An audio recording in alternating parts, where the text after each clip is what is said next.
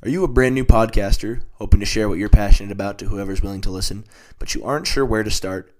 Navigating the logistics of your podcast can be confusing, from tracking growth to getting your podcast on the biggest platforms like Apple and Spotify. That's why I use Captivate. Captivate is a podcast publishing site that's user-friendly and offers everything you need to fulfill your podcast's full potential. They'll help you publish your podcast to all of the most popular platforms, as well as help you track your growth through daily, weekly, 28, and 90-day download numbers, as well as the averages, so you can see where your podcast might be flourishing or floundering. What's more, they'll help you with promotion and advertising. They offer free courses on how to start and run the perfect podcast, and they even throw in a free website with your subscription, completely customizable to fit your podcast's personality. You can sign up now starting at $19 a month, and you'll even get a free 7-day trial so you can decide whether or not it's right for you.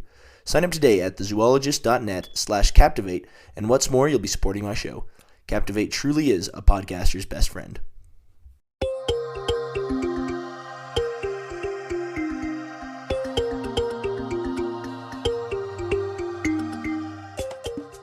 Hello everyone, and welcome to another episode of the Zoologist Podcast. Hope you're having a wonderful start to your week, or middle of your week, or end of your week, whenever you're choosing to listen to this. But whatever day of the week it is, I hope you're ready to learn a little bit more today about the animal kingdom. As always, let's get ready to get wild. Now, in today's episode, we'll be learning all about penguins. Penguins are really cute, and they're kind of hilarious, but they also happen to be highly specialized and adaptive survivors.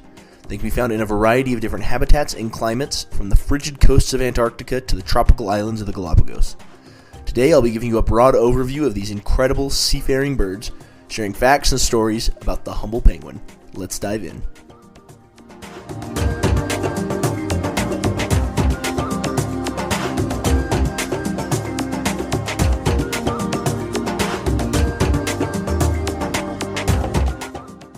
Thank you so much for hopping on today, wherever you are in the world. It's a pleasure to be here talking about the animal kingdom with you, something I enjoy teaching and learning about so much. It's funny, when I was starting this podcast, one piece of advice that I read somewhere or other was to make a list of 20 or so episode ideas, just so you know you're not going to lose steam after 10 episodes and run out of things to talk about. That has not been a problem for me so far with this podcast. The nice thing about a zoology podcast is that there are so many animals out there, so many weird facts, so many crazy stories, so many different things to talk about that I'm fairly certain I'm not going to be running out of ideas anytime soon, which is really nice. If you have an animal that you'd really like to learn more about, go ahead and reach out to me at the.zoologist.podcast@gmail.com. You can also reach me through direct message on any of our social media accounts. Send me your ideas, and I'll be sure to give you a shout out in one of my episodes if I end up using it. I'd love to know what animals you guys really want to learn more about. Anyway, on to today's topic, which is penguins. Penguins are so much fun, honestly. I was really struggling to do the research for today's episode, not because it was difficult finding facts about penguins, but because every 10 minutes I wanted to hop onto YouTube and watch more penguin videos. There's no doubt penguins are definitely entertaining. Everything from the way they waddle to how they look like they're wearing little tuxedos. Even the calls that they make to each other are adorable. Hopefully you'll be able to get through most of this episode without stopping to watch a penguin video or two. If you do, no judgment. I know the temptation firsthand. But penguins are more than just really cute. They're also incredible survivors. They're highly specialized animals, and they've been evolving and adapting to their environment for millions and millions of years now. The first penguins are believed to have evolved somewhere between 65 and 60 million years ago. As they began to adapt to life by the ocean, they lost their ability to fly, and instead they evolved to become expert swimmers and seagoing hunters. Over 40 extinct species of penguin have been discovered. Their fossils can be found all over the southern hemisphere. The largest of these species is believed to have stood 6 feet tall and weighed over 300 pounds, so a very big penguin. Today, none of the 18 species of penguin that are recognized grow to be that big. And when I say 18 species of penguin, keep in mind that the actual number is fiercely debated. The argument seems to lie in which subspecies should be considered their own species and vice versa. Generally, among scientists, it's agreed that there are somewhere between 17 and 19, but that may change as research continues to move forward. They're usually found on islands or remote continental shelves, basically anywhere where there's not going to be very many land predators, where their inability to fly isn't going to be too much of a detriment. Along with this, because penguins can't fly, they usually have smaller ranges. and they stay closer to productive feeding areas. There are exceptions to this, as there always is. The Adelie penguin, for example, travels thousands of miles across Antarctica as they go from hunting grounds to breeding grounds and then back again. And then the emperor penguin is in a similar boat. They'll also migrate from breeding grounds, which are farther inland, to the Antarctic shore where they can feed. Penguins, like their ancestors, can only be found in the southern hemisphere, with one exception that I feel like is more of a technicality, in my opinion. The Galapagos penguin lives right on the equator. They can be found in the northern or southern hemisphere, depending on where you are on the Galapagos Islands. Generally, though, penguins call the southern hemisphere home. They can be found in South America, they can be found in Africa, Australia, New Zealand, and then, of course, they can be found in Antarctica. There are 5 species of penguin that can be found in Antarctica at some point during the year. 2 of those species live in Antarctica exclusively, and those are the 2 I've already mentioned, the Adelie penguin and the emperor penguin. The other 3 only visit the northern tip of the Antarctic Peninsula in order to breed. And then there are another 4 species of penguin that can be found on subantarctic islands in the southern Atlantic, Indian, and Pacific Oceans. Penguins come in all different shapes and sizes. The emperor penguin is the largest. It usually stands about 4 feet tall, which is just over a meter for all you metric system users out there. And they can weigh up to 88 pounds, or about 40 kilograms. The smallest penguin is the creatively named little penguin, also known as the fairy penguin. It's native to Australia and New Zealand, and it stands somewhere around 1.5 feet tall, or about 45 centimeters. And then they usually weigh about 2 pounds on average, or about 1 kilogram. Now, like I said, penguins cannot fly. Not a single species of penguin has the ability to fly. Like their ancestors, or because of their ancestors, penguins are designed to swim. If you watch a video of penguins in the water, or you go to the aquarium and watch them swim around, you'll know instantly that this is where they're the most comfortable. Some penguins will spend months at a time at sea. They'll only come ashore to breed or molt, and some species will stay in the ocean so long that barnacles sometimes grow on their tail feathers. They're very graceful in the water, especially compared to how awkward they seem on land. Some people say they look like they're flying through the water when they swim. Penguins can also swim quite fast. The fastest penguins can reach bursts of over 20 miles per hour in the water. However, they usually swim at speeds under 10 miles per hour. Larger penguins, such as the emperor, cruise at about 9 to 7 miles per hour. Mid-sized penguins, like the rockhopper penguin or the Adelie penguin, they usually average about 4 or 5 miles per hour in the water. Now, if you're like me and you're not really very impressed hearing these numbers for the first time, keep in mind that Olympic swimmers average a pace of just over 5 miles per hour. Penguins also have the ability to porpoise, or jump in and out of the water's surface while they swim. And when they need to leave the water for dry land, what they'll do is they'll leap out at top speed and then land on their bellies when they hit solid ground. They can do this because penguins have a special adaptation where they'll actually gather air bubbles underneath their feathers, and then they'll use those air bubbles to reduce drag around them as they're exiting the water. The way this works is that penguins, they'll go to the surface before they want to leave the water. They'll go up to the surface and they'll preen themselves, apparently gathering air bubbles underneath their feathers. And then they will dive back down to a decent depth before zooming back up towards the surface, and they leave a wake of bubbles behind them as they do it. What happens is, as far as I understand, is that as they descend, these pockets of air on their bodies will shrink with the pressure, and then as they rise, the bubbles will expand and then release, and then they surround the penguin's body with bubbles, reducing the drag around it and allowing it to pick up speed before it jumps out of the water and reaches land. Penguins are excellent swimmers because, quite frankly, they're built for it. Their bodies are specifically designed for them to be able to be most comfortable in the water. Their bodies are streamlined. They're perfectly shaped for zipping through the water. Unlike the skeletons of other birds, which are often hollow, the bones of a penguin are solid and dense, which allows it to overcome buoyancy and reach depths that it wouldn't be able to otherwise. Their wings are just modified flippers. The bones in a penguin's wing are flat and broad. The elbow and the wrist bone are fused together. And when paired with well-developed chest and back muscles, these are the perfect tools for propelling a penguin through the open sea. Their feet, meanwhile, act as rudders, and they steer them through the water as they swim. And even their coloring, that distinctive tuxedo look that they have, is for a reason. It actually provides camouflage while they're underwater. When you look down from above, their backs blend in with the depths of the ocean. And when you look up from below, their tuxedo-like bellies blend in with the ocean surface in the sky. This is a form of camouflage known as countershading, and it allows the penguin to avoid predators such as leopard seals and orcas. A penguin's feathers are also uniquely adapted to life underwater. We've already talked about how penguins can gather air underneath these feathers to reduce drag while they swim. But beyond that, these feathers create a kind of waterproof barrier or a waterproof suit around the penguin, allowing them to stay dry while they swim. The structure of these feathers is a big reason for this. They're flat, they're spaced closely together.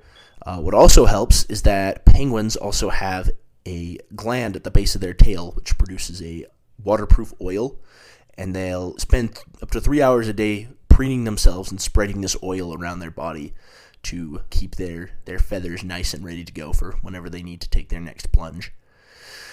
Penguins are so reliant on these feathers that when they molt, which happens once, maybe twice a year, depending on the species, they have to fast for a few weeks until their new feathers grow in. They can't swim, therefore they can't hunt unless they have these feathers. Alrighty, I think this is a good place for us to take a break. We will continue our discussion about penguins right after this. Don't go anywhere.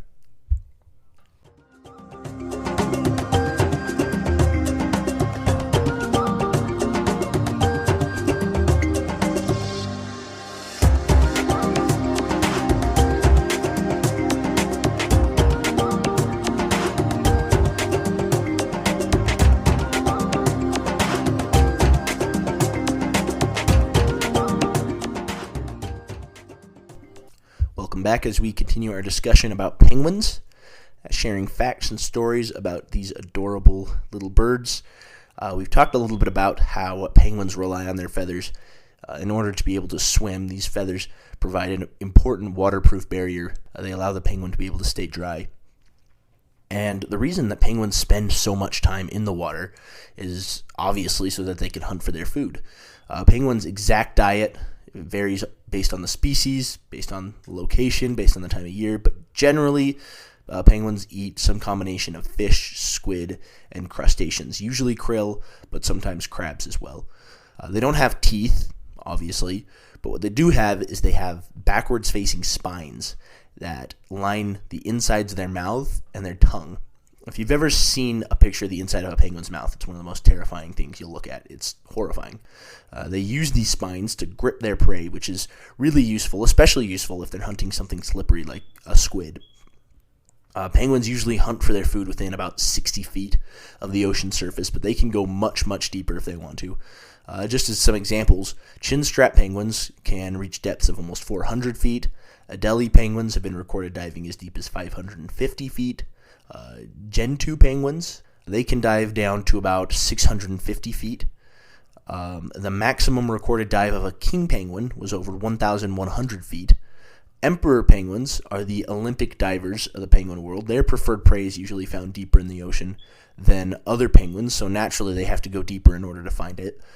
Emperors will usually stay between 30 and 70 feet below the surface when they hunt, but the deepest recorded dive by an emperor penguin was over 1,850 feet, which is by far the deepest that any penguin has been found. They've also been recorded staying underwater for up to 32 minutes, which is quite a long time to hold your breath. Now, I've said it a few times, but penguins are very adaptable birds. Different penguin species have evolved different adaptations in order to deal with their habitat's specific climate and weather system. So we're talking about an animal that lives in a wide spectrum of different climates. The Galapagos penguin obviously lives in tropical islands off the coast of South America. The Humboldt penguin lives on the shores of deserts out in Chile. And then you have penguins like the emperor penguin, the Adelie penguin, the king penguin, these Antarctic penguins or subantarctic penguins that live in frigid climates where things can get very, very cold. Because of this, penguins have different adaptations to be able to deal with climate and weather-related environmental problems. For example, penguins in warmer climates, such as the African penguin or the aforementioned Humboldt penguin, actually have featherless patches on their faces in order to help them regulate their body temperature. And then in Antarctica, where temperatures can drop below negative 40 degrees. Also, fun fact, I didn't know this. Maybe most of you already do, but apparently negative 40 degrees Fahrenheit and negative 40 degrees Celsius are exactly the same. So that's a fun little anecdote that I learned last night while I was doing research. Penguins use their feathers as a source of insulation and protection from the cold. These cold weather penguins also have layers of blubber and fat stores that protect them from freezing temperatures. Their beaks and their wings are also proportionately smaller than other penguins in order to prevent them from losing more body heat through those extremities. They also will prevent heat loss to their feet by leaning back on their heels and propping themselves up on their tails, their wedge-shaped tails. Emperor penguins also have a well-known defense against the cold. This is probably the most famous way that penguins will try to stay warm in Antarctica. During the long winter months, they'll huddle together and they'll stay warm using each other's body heat. What's really cool, though, I didn't know this, is that the colony will actually shuffle around every so often so that every penguin gets a turn in the middle of the pack, where they can stay the toastiest, and every penguin gets a turn on the edge where they're losing the most body heat to the frigid conditions. Penguins are also among the most social birds on Earth, speaking of colonies. They often swim together and hunt with other penguins. In fact, emperor penguins have been seen feeding in groups with coordinated diving, which is pretty cool, and I think is a real testament to the social capabilities of these birds. Penguins will also gather together in huge nesting colonies whenever it's time for them to mate or molt. These colonies are called rookeries, and they're enormous. They can be made up of thousands or even millions of individual penguins. And sometimes these rookeries even consist of multiple species, depending on where they are. These colonies grow to be so big because when mating season comes around, or when they need to molt, mature penguins will often return to the same rookery where they were hatched and raised. During the mating season, males will arrive at these rookeries first. They do this in order to begin picking out nesting sites, to be able to start claiming nesting sites and defending them from other males. When trying to find a mate, penguins communicate through displays. They'll make noise through vocalizations and calls, and they'll perform various physical actions in order to try to get the attention of other penguins. Different species display in different ways, but in general, there are 3 different display types that penguins will use. The first is called ecstatic display, and this is a display performed by males once they've claimed their nesting site. They usually do this display in order to attract females. They'll also do it in order to scare off males that may potentially pose a threat, that may try to take their nesting site from them. Different species perform this display in different ways, but the idea is basically the same. The male will usually make some kind of noise. It'll make a call, like a squawk or a trumpet, and then they might stretch their head upwards, they might swing their head around, they might flap their wings. Basically, they're just doing anything they can to get noticed by someone. Once they found a mate, the male and the female might do what's called a mutual ecstatic display, which is basically the same thing as an ecstatic display, only the happy couple will face each other and do it together, do it facing one another. And then the third display is called bowing, which is the most adorable display, in my opinion. What they'll do is they'll face each other, and then they will bow. They'll either look down at the ground or they'll look at each other's beaks. This is possibly a way to prevent aggression from their mate, or a way to strengthen the bond between the male and the female. Not all penguins perform all 3 of these displays, but it seems like all of them use at least one of these. Now, female penguins are the ones that choose who to mate with, and interestingly, they're also the ones that fight for the right to breed. Once a female has chosen their mate, they'll stay with their partner for the rest of the season. Females of some species will even select the same male the following breeding season. When they don't pick the same male, it's usually because the male either failed to show up or they arrived at the rookery at different times and missed each other. So it seems like they prefer to have the same mate year after year. As for their young, penguins lay 1 or 2 eggs at a time. These eggs take a month or 2 to hatch, depending on the species. Males and females will take turns incubating the egg until it hatches. This way they give the other mate the opportunity to feed while they care for the egg. The only exception to this is the emperor penguin. Unlike other penguins, emperor penguins, along with king penguins, don't actually put together nests. They incubate their eggs in specialized brood pouches above their feet, and they'll balance the egg on their feet until it hatches. And even after it hatches, the chick will stay there for a little while in order to stay warm. In emperor penguins, males will care for the egg. The females will leave for the shore to feed. And then the males will stay with the egg throughout the harsh Antarctic winter until it hatches in the spring. During this process, they fast, since they can't hunt, obviously, they can't swim, and they end up losing half their body weight during this process. When the penguin eggs do hatch, both parents will help care for the young. The parents feed the chick using regurgitated food, much like other bird species might do. One time, researchers even saw an older chick feeding its younger sibling regurgitated food, which is completely baffling to them, I guess. The chicks and the parents can also recognize each other's distinct calls, which is useful, since the parents will sometimes leave the chick in order to hunt, sometimes for weeks at a time.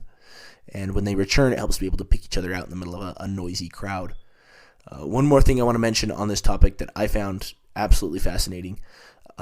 Sometimes, I guess, female penguins who weren't able to breed or who have lost their chick might have died. Sometimes penguins will try to adopt or even kidnap the chicks of another penguin. I even saw one thing where they observed a penguin try to kidnap the chick of another bird species whose chick looked very similar to its own.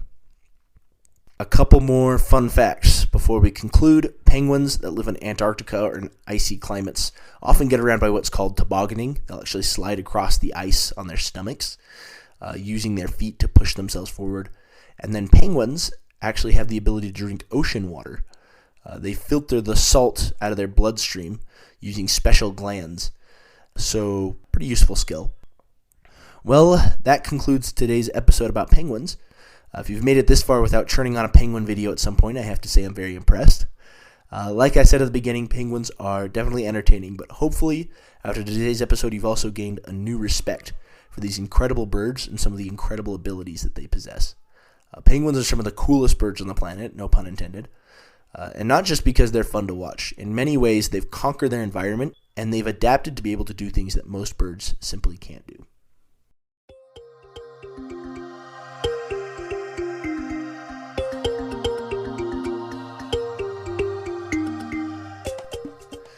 Thank you so much for listening to today's episode of the Zoologist Podcast. Hopefully you enjoyed learning more about penguins. I know I certainly did. If you'd like to keep learning, as always, the research links for today's episode are in the show notes, which you can find in the description, or on my website at thezoologist.net. If you liked what you listened to today, be sure to subscribe on your favorite podcasting platform, or follow us on social media so you never miss a thing going on with the Ultimate Animal Podcast. Hope you all have a wonderful week, and as always, have a wild day.